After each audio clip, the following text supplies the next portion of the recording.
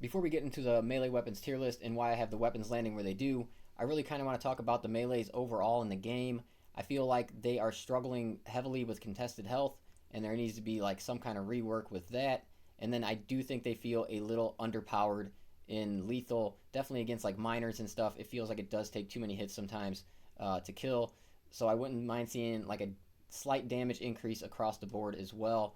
So for the contested health, I think really what it comes down to is the damage output of these things is probably really never going to be high enough to see the contested health coming back to you. So I would probably suggest like adding a multiplier onto the melee weapons. So as in when you hit them, instead of just getting your damage that you do to them back, you get your damage times two or times whatever they think is, not too overpowering in the game. But I think that would probably help these weapons in that regard and help some other classes in regaining contested health that have that struggle with it, that don't have good secondary options. So that is just how I feel about them overall in the game. But as for the tier list, we have the combat knife landing in B tier, and just mostly due to the lack of AOE damage, its competitors outperform it quite handily. And even with the perks that you can add onto it, and I do suggest you do add those AOE perks with the knife because it does help out a lot.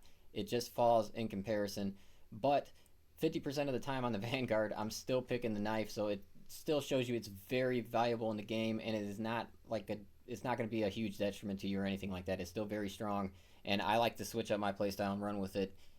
Like I said, half of the time when I'm the Vanguard, so I'm still picking it over the chainsword. But for our A tier weapons, we have the chainsword landing over the power fist.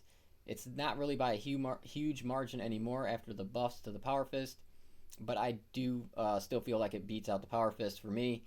And the reason the chainsword is not really teetering into the S tier is because of it does have very good AOE, but the combos to get into it can take too long. So definitely you're wanting the stomp, and the stomp is a 3-hit combo, which in lethal is extremely hard to pull off. And if you do pull it off, you are taking usually massive amounts of damage getting there. So it's very situational, and that's kind of why it's falling into A tier and not S tier. And it would fall in S tier if that stomp was like the 1-hit combo. So if you swung once and then you stomped, I would have to put the chainsword in the S tier in that case. But since it's 3 hits, it's really hard to get to that. And for the power fist, I really do play these in a different play style. I use the power fist a lot for the charge hit version of it, and it's seen a lot of improvements. It does feel a lot better. I may have even had these in B tier before those buffs, so I think they were needed, and it did make a huge jump on the chainsword, but I still have it landing behind it for myself.